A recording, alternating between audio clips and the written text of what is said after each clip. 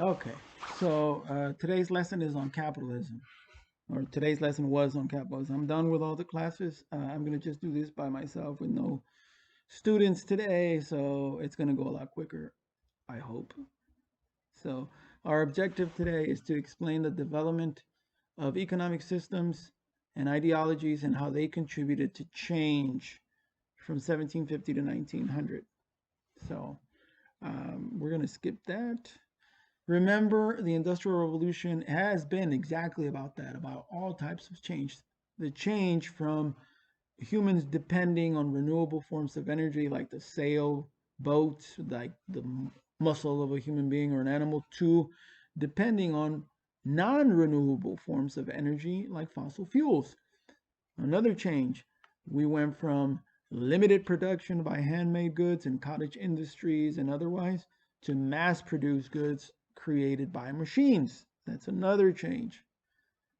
A third change was going from being an agricultural economy to being an economy based on manufacturing. Today, there aren't as many farmers. People aren't uh, in that profession, even though we're farming far more product.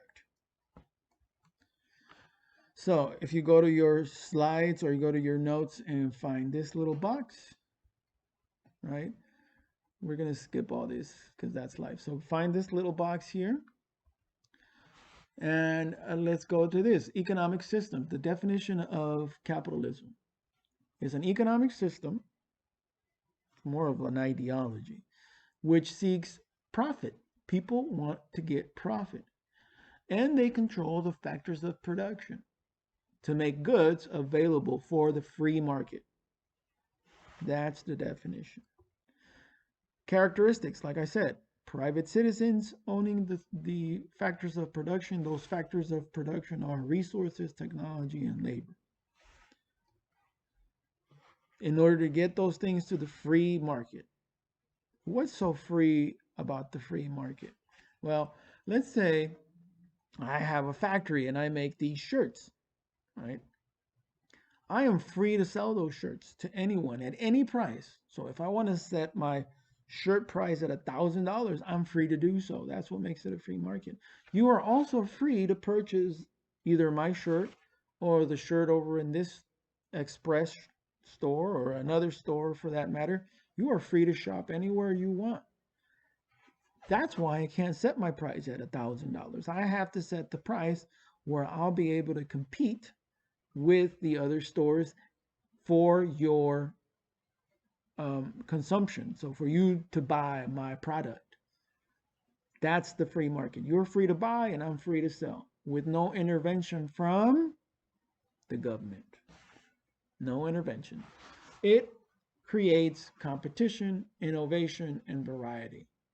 Like I said, you have stores competing for the customers. So therefore they innovate and come up with better stuff, right? A better iPhone, a better computer, a nicer looking shirt. And that gives you variety. There isn't just one phone to choose from, there are many phones to choose from. That is the free market. What is the role of the government in capitalism? To stay out of our business. Stay out. Get. Get. So again, capitalism, people seeking profit, controlling the factors of production with no government interference, and having competition between companies. So that means that it has some positives and some negatives. And we spoke about some of the positives already, and that's innovation in the form of new inventions, right? Lower prices, mass produce things. Those are also good things about capitalism. Wealth is generated. So not only are the factory owners creating wealth for themselves, they are paying their factory workers and they are then spending the extra money on the marketplace. So wealth is generated. Plus, if you invent something, you have the possibility of maybe becoming wealthy yourself. That, ladies and gentlemen, is the promise of capitalism. capitalism promises wealth, the possibility of wealth, as well as the actual acquisition of wealth by some people. That is the promise of capitalism.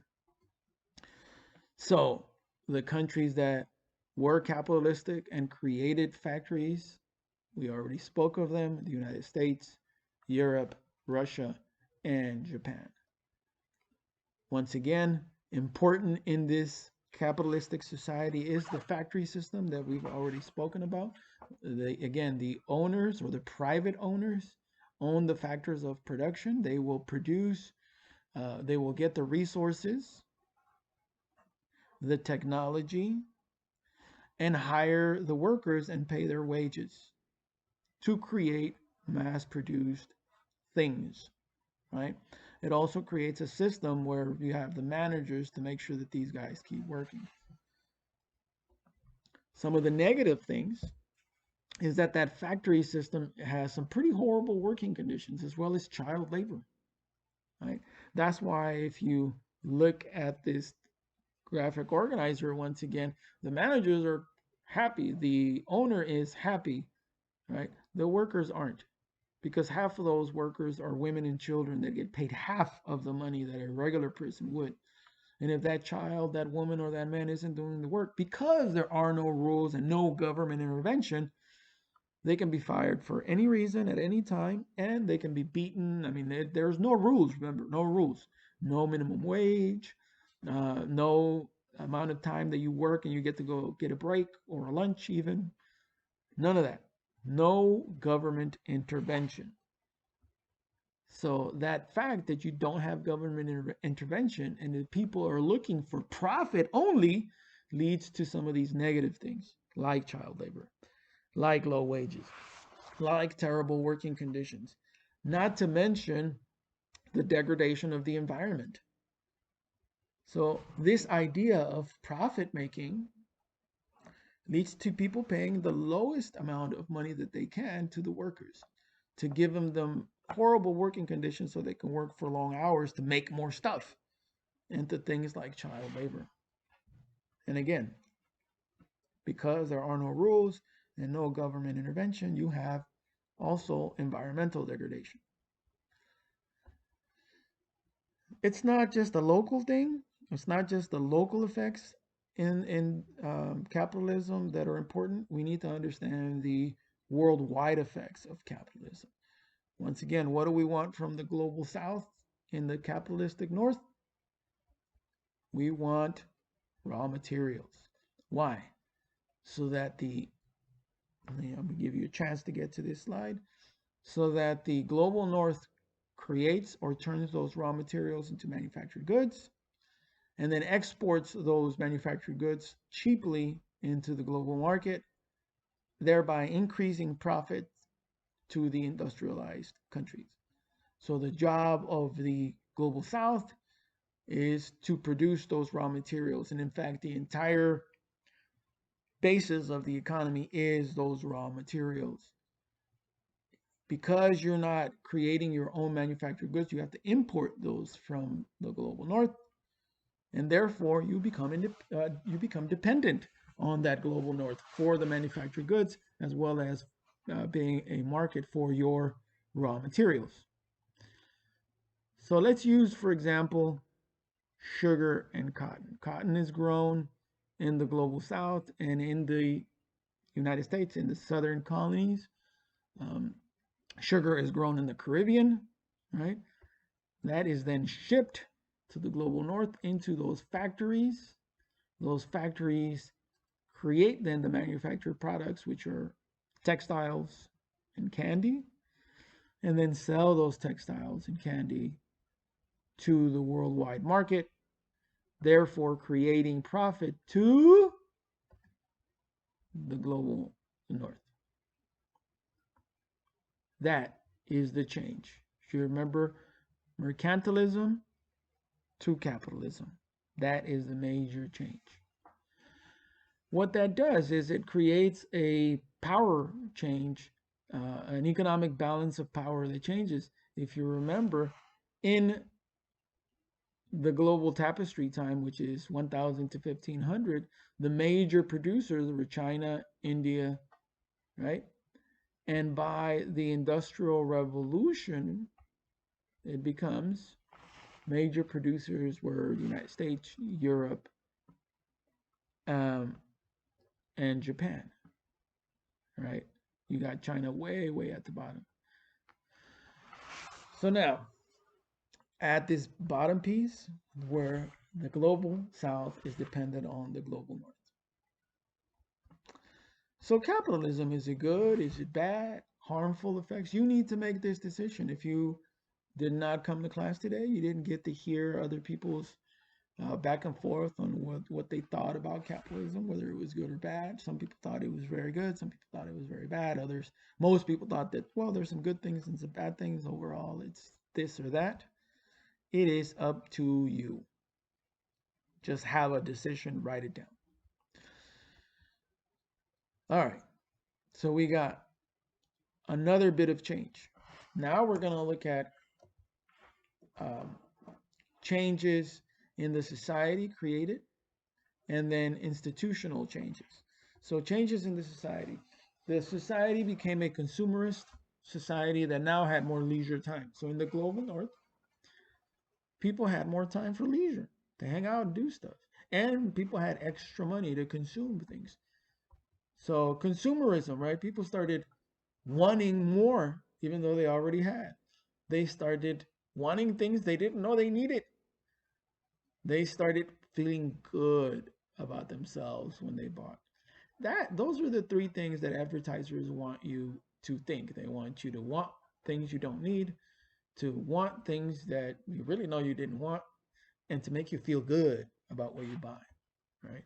Here is a copy of the Sears and Roebuck catalog that would go out to all these homes, and people would go and say, oh yeah, if I buy one of these things, that's going to make me more beautiful, right? So consumerism generates growth. Why? Because the more you buy, the more factories manufacture things and the more jobs that creates. But it's also negative because it's bad for you psychologically, right?